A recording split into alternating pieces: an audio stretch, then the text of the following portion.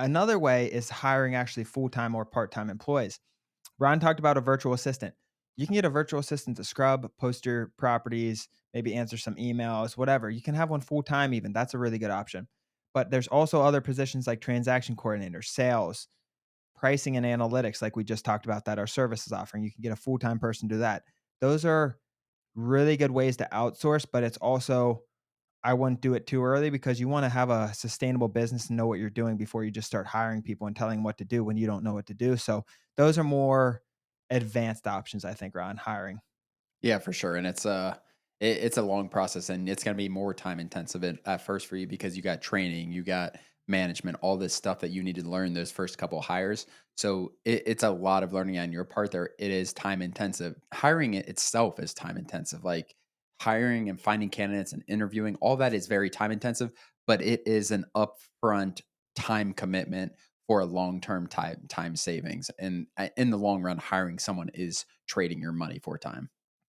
And when I talk about hiring for sales, I'm talking about acquisitions and disposition. So actually acquiring the property and selling the property on the back end. Yep. And that's a position you could even have a part-time person doing that potentially. I know some, or you could have a partner that's good at one thing and not good at another thing that's kind of making up for your skills and traits. But that's what the last thing I wanted to talk about, Ron, is partnership. So you can either go into the business with a partner like we did, Ron.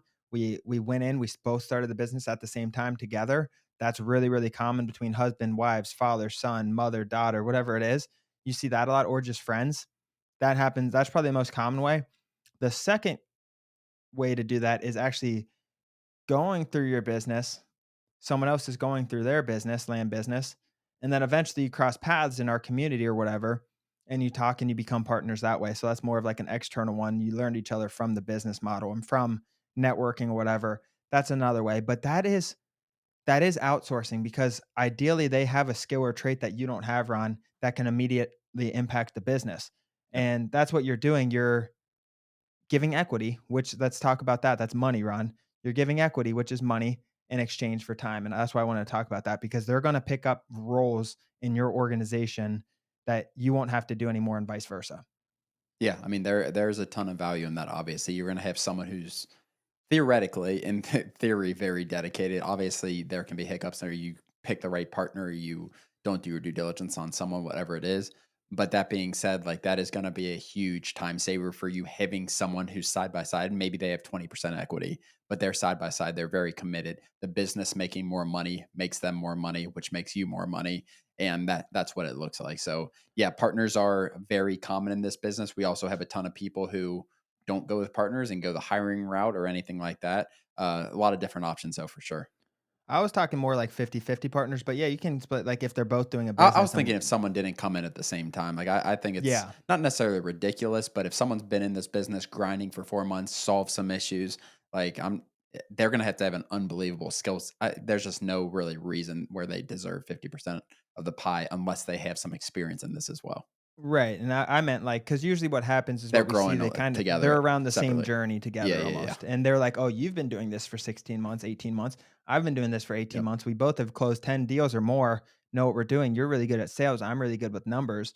Let's partner up." And that's ideal. That makes a ton of sense. Partnerships are the probably have the most upside in terms of growth potential, but it's also the riskiest, because what happens if you get in a partnership where they're not pulling their weight? What happens if, like Ron said, someone has been in it 4 months and one person's been in it 18 months and they want equity, it doesn't work out. You give away, say you have a $2 million business, you give away 20% equity.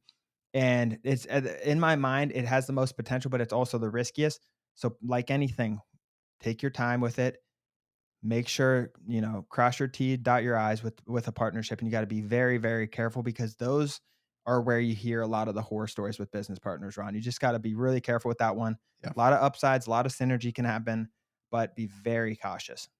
As always, thank you for joining. Please do us a huge favor and like and subscribe our YouTube channel and share this with a friend. It really means the world to Ron and I, but more importantly, it could help change the life of someone else.